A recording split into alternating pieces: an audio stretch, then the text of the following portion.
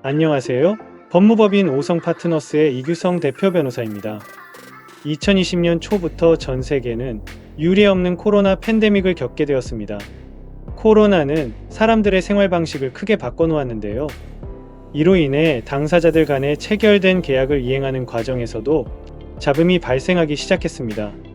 특히나 코로나로 인하여 계약 이행의 지연이나 이행 비용 증가, 예측하지 못한 손해 발생 등의 현상이 나타나며 당사자들 간의 분쟁으로 번지는 경우가 종종 발생하였습니다.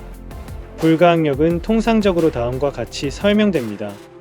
당사자의 통제 밖에 있으며 합리적으로 예측할 수 없었고 당사자의 과실로 인해 발생한 것이 아닌 가운데 해당 당사자의 의무이행에 중대한 지장을 주는 사건, 상황.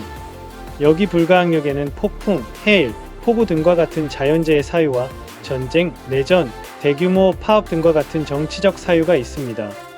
불가항력은 계약 당사자 일방의 책임이 아니고 외부에서 발생한 영향이기 때문에 계약 당사자들은 어쩔 수 없이 불가항력 리스크를 분담해야 할 것입니다. 이 위험을 어떻게 분담하느냐에 대한 방식은 나라마다 법체계에 따라 달라집니다. 법체계의 분류를 보면 크게 법조문이 기본이 되는 대륙법과 판례법 위주의 영미법으로 나뉩니다. 대륙법에는 법조문에 불가항력에 대한 범위가 정해져 있지만 영미법에서는 그러한 성문 규정이 존재하지 않습니다. 따라서 국제거래계약 또는 영문계약을 체결할 때 준거법이 영미법인 계약서라면 불가항력 조항을 당사자 간의 합의로 명시하여야 계약 이행 과정에서 불가항력의 범위를 적용할 수 있습니다. 만약 계약상 불가항력 규정이 없다면 계약의 준거법에 따라 당사자의 권리, 의무가 결정됩니다. 영미법이 준거법인 계약에서 불가항력 조항이 없는 경우 계약상 채무를 이행해야 하는 당사자는 불가항력 법리에 의존하여 법적으로 보호를 받기 어렵습니다. 영미법에는 불가항력과 유사한 개념으로 이행불능의 범위가 있지만 이는 계약 목적 자체의 달성이 불가능해야 성립되기 때문에 채무자의 부담이 단순히 증가했다는 사정만으로는 성립되지 않습니다. 이행불능이 인정되면 의무이행이 면제되고 동시에 계약이 즉시 종료된다는 점에서 불가항력과는 그 효과가 다릅니다. 국제표준계약서들을 보면 일반적으로 불가항력 사유로 인해서 계약 의무 이행이 방해받게 되면 채무이행 기간 연장을 인정합니다. 또한 특정한 경우에는 의무 이행에 필요한 추가 비용까지 보상하도록 규정하고 있기도 합니다. 그러나 이러한 불가항력에 따른 비용 보상 조건은 일반적인 케이스는 아닙니다.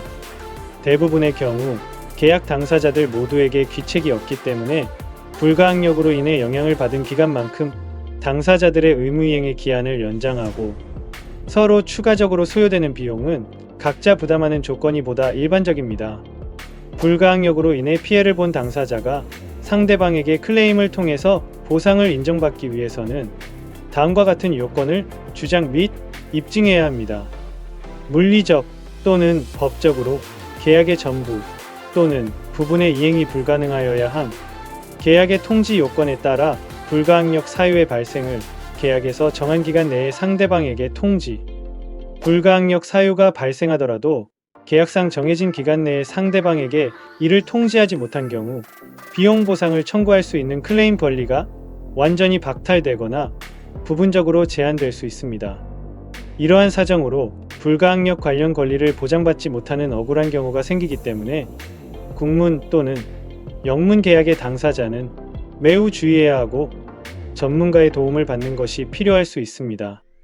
이러한 통지 조건 중에는 종종 촉박한 통지 기한을 설정하는 경우도 있기 때문에 클레임 권리 보전을 위해 만약 불가항력이라고 보이는 사유가 발생하였을 때는 계약적 권리 여부가 불분명하더라도 계약에서 요구하는 형식과 절차에 따라 적절한 통지를 즉각적으로 시행하는 것이 필요합니다.